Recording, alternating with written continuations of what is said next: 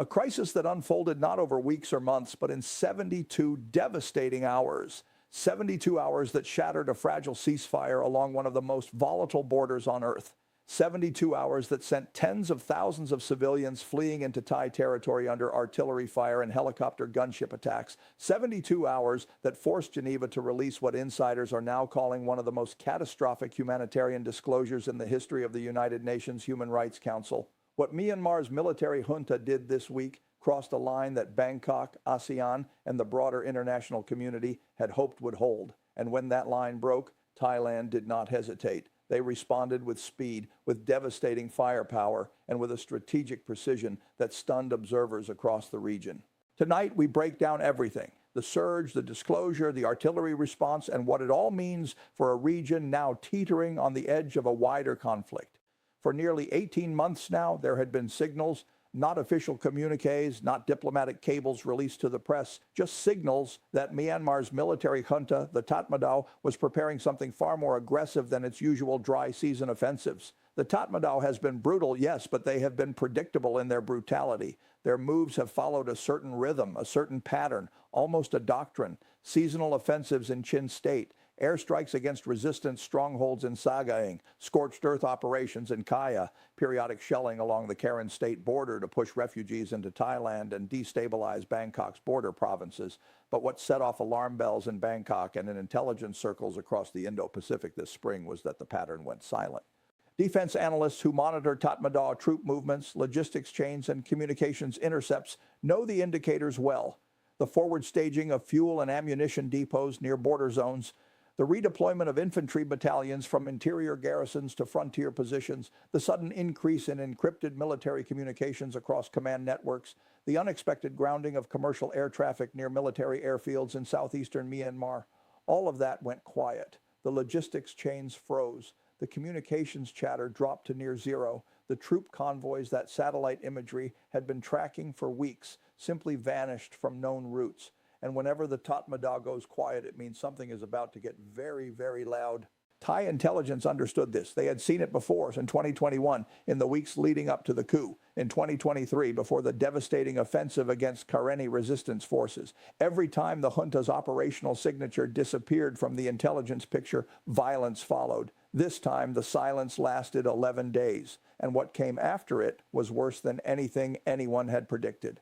Early Tuesday morning, Thai military intelligence detected what they described as a massive, coordinated ground and air offensive by Tatmadaw forces along a 120-kilometer stretch of the Myanmar-Thailand border, including the deployment of heavy artillery batteries and rotary-wing gunships that had not been positioned in southeastern Myanmar in over 4 years. These are the kinds of military assets that the Tatmadaw only deploys when they are signaling something very specific. A full-scale territorial offensive, a deliberate provocation against a neighboring state, or a scorched earth campaign designed to annihilate resistance forces regardless of civilian casualties or cross-border consequences. Thai military officials didn't know which category this fell into, or whether it fell into all three at once. But what they did know was that the Tatmadaw was changing its operational posture in ways that directly threatened Thai sovereignty, Thai border communities, and the nearly 150,000 displaced Myanmar civilians sheltering in camps and informal settlements on the Thai side of the border. And when a military junta with a documented history of atrocities shifts its war posture without explanation, even by a single battalion, every responsible government in the region pays attention. What happened next forced Bangkok to make a decision it had spent years trying to avoid. The statement issued by the United Nations Human Rights Council in Geneva Wednesday evening was not normal. It was not routine. It was not symbolic. It was urgent. Official after official, following an emergency closed-door session, described the Tatmadaw's latest offensive as indiscriminate, deliberately targeting civilian populations, and perhaps most importantly, constituting what multiple member states characterized as crimes against humanity being conducted in real time with full knowledge that the international community was watching.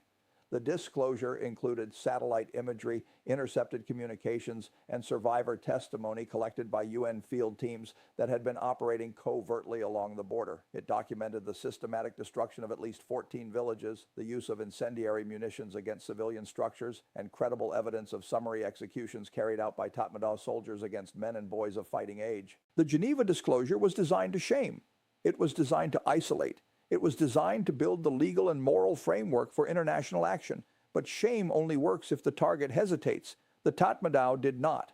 In fact, within hours of the Geneva disclosure being made public, Tatmadaw forces intensified their operations, pushing closer to the Thai border, shelling positions that were clearly within range of Thai territory, and sending multiple artillery rounds directly into Thai sovereign soil. That was the moment Thailand's calculus changed, and Thailand's response was among the most forceful and immediate military actions we have seen from Bangkok in decades. Here is what we know.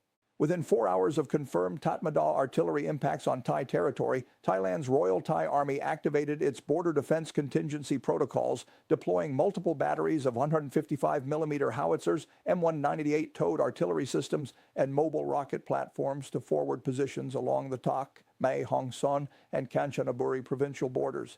These were not the standard border patrol reinforcements that Bangkok rotates through its frontier garrisons during periods of tension. These were frontline combat systems, heavy artillery assets that the Royal Thai Army only deploys when it is preparing to conduct sustained counter-battery fire and establish fire superiority across a contested border zone. Tonight, Thai military sources confirmed that the Royal Thai Army launched sustained counter-battery fire on multiple Tatmadaw positions inside Myanmar, including a forward command post near Myawaddy that had recently been reinforced with additional troops and communications equipment for what analysts believe was the coordination center for the entire southeastern offensive. Thailand struck before the Tatmadaw could consolidate its forward positions and turn them into permanent staging areas for further cross-border provocations. They hit the artillery batteries that had fired into Thai territory. They hit the ammunition depots that were supplying the Tatmadaw's frontline units. They hit logistics convoys and staging areas that were likely preparing to support a sustained ground offensive deeper into Karen State, an offensive that would have generated hundreds of thousands of additional refugees flooding into Thailand. In other words, Thailand targeted the operational infrastructure of the Tatmadaw's southeastern campaign, the command nodes, the supply lines, the fire support elements, the components that would have made the offensive sustainable over weeks and months rather than days. This is what made Geneva's disclosure so urgent and so consequential. The Tatmadaw's surge was not just symbolic, it was actionable. It was operationally designed to achieve permanent territorial control over resistance-held areas along the border, while simultaneously creating a humanitarian catastrophe that would overwhelm Thailand's capacity to respond. It represented the kind of military action that could destabilize the entire region if left unchecked. And Thailand, understanding that fully, responded with force, not recklessly, not impulsively, but strategically. They did not launch airstrikes deep into Myanmar's interior. They did not deploy ground forces across the border.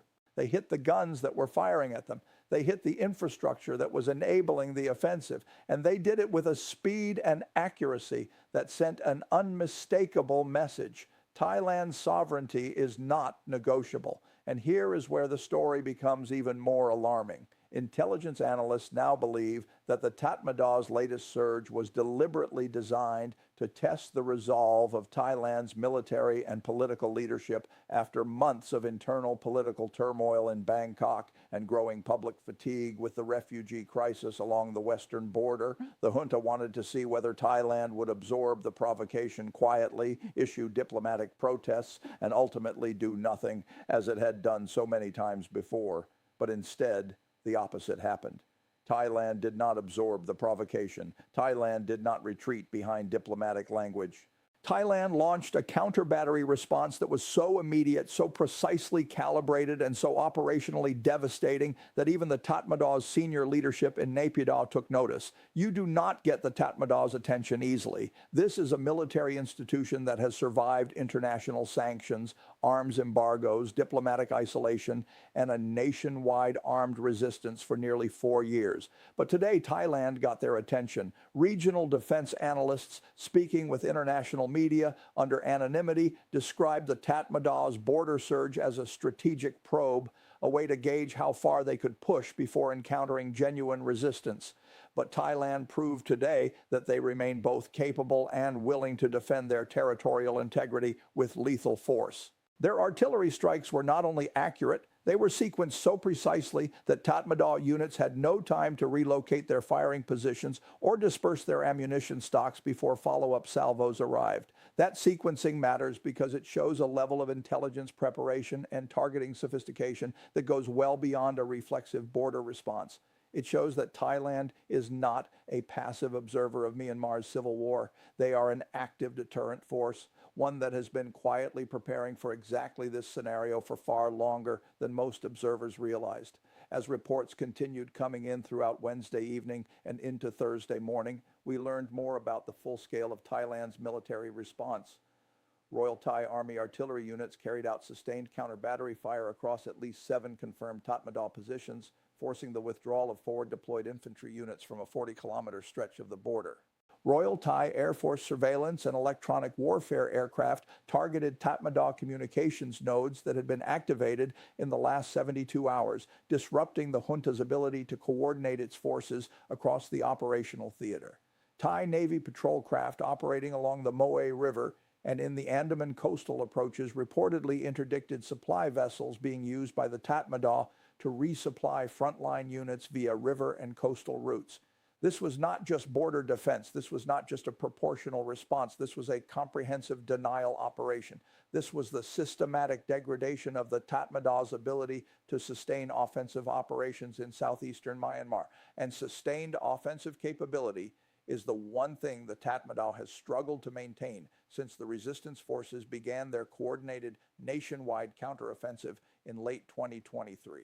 For every territorial advance the junta has made, the resistance, and now Thailand, has countered with something that erodes the junta's ability to hold what it has taken. Remember, the Tatmadaw thought Thailand would never fire back. They thought Bangkok's political divisions and coalition government instability would paralyze any military decision-making. They thought the international community's long history of issuing statements without consequences meant that Geneva's disclosure would be just another report filed away and forgotten. They thought they could shell Thai territory, create a humanitarian catastrophe, and blame it all on ethnic resistance forces while the world looked the other way. But tonight, the exact opposite is happening. Thailand fired back with a ferocity that has fundamentally altered the military calculus along the border. Geneva's disclosure has triggered emergency sessions at the UN Security Council and prompted at least 3 member states to formally request a referral to the International Criminal Court.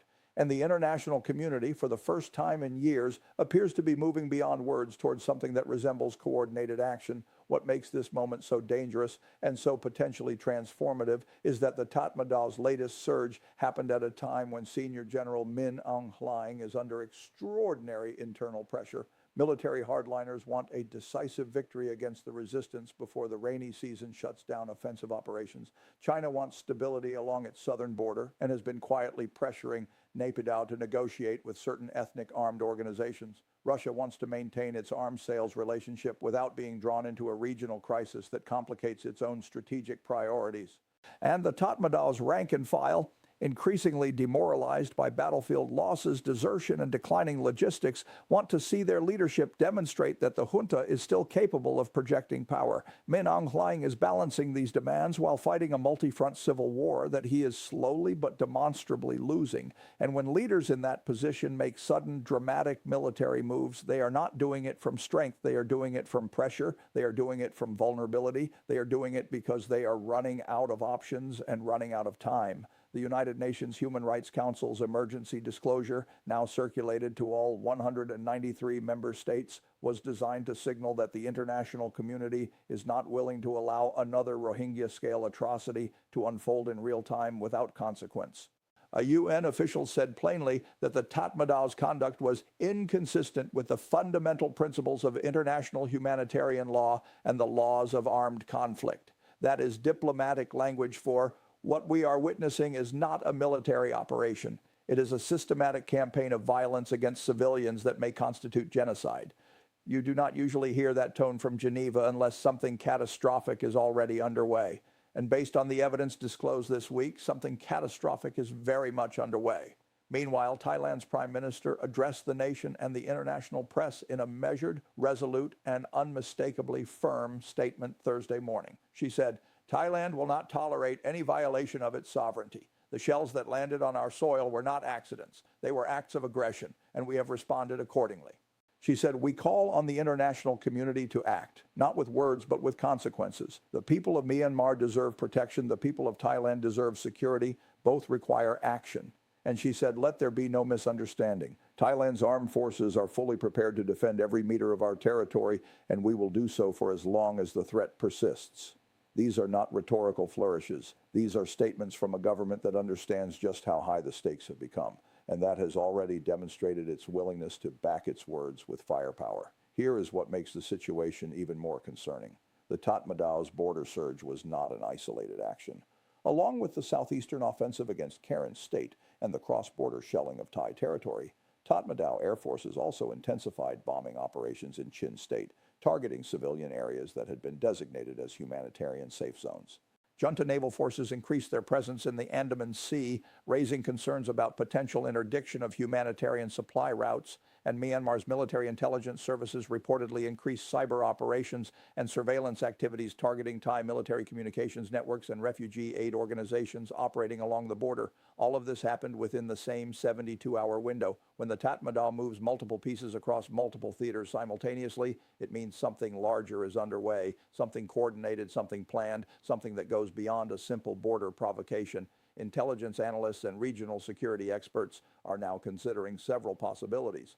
One is that the Tatmadaw is preparing a final decisive offensive designed to crush the remaining resistant strongholds before international pressure becomes impossible to ignore. Another is that Min Aung Hlaing is attempting to provoke a limited regional crisis that would force ASEAN to negotiate directly with his regime, legitimizing the junta on the international stage in exchange for a ceasefire. A third possibility, the one worrying officials the most, is that the Tatmadaw is attempting to create such overwhelming chaos along its borders that neighboring states become focused entirely on managing refugee flows and border security rather than supporting the resistance or pursuing accountability. But today, Thailand took that card off the table. They did not quietly absorb the shelling. They did not issue a diplomatic protest and wait for a response. They did not defer to ASEAN's consensus-based decision-making process. They fired back decisively, immediately, and with overwhelming force. What we are watching now is a test of regional order.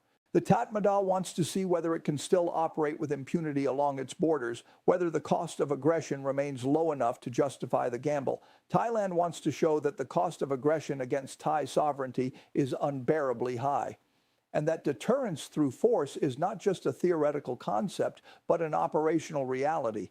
The United Nations wants to prevent the conflict from escalating into a wider regional war that could draw in multiple ASEAN member states. And the broader international community wants to prevent Myanmar from becoming the precedent that proves international humanitarian law is unenforceable. Tonight, we have heard from regional defense officials and intelligence sources who are now monitoring Tatmadaw force movements in real time across the southeastern theater. They say the Tatmadaw has pulled back several forward deployed units from positions closest to the Thai border, a direct result of the devastating counter-battery fire. They say that communications intercepts indicate significant confusion and disruption within the Tatmadaw's southeastern command structure, suggesting that Thailand's strikes successfully degraded key command and control nodes.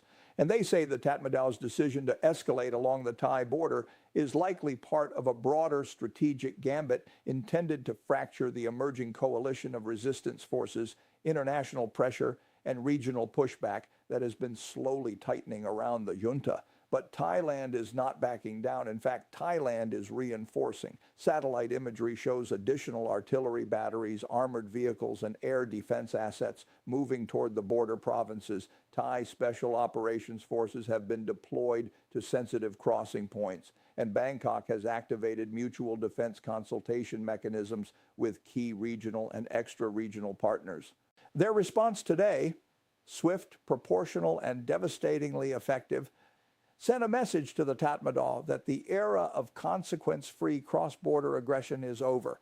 And it sent a message to Geneva, to Washington, to Beijing, and to the world that Thailand is prepared to be the firewall that holds even when the international community hesitates.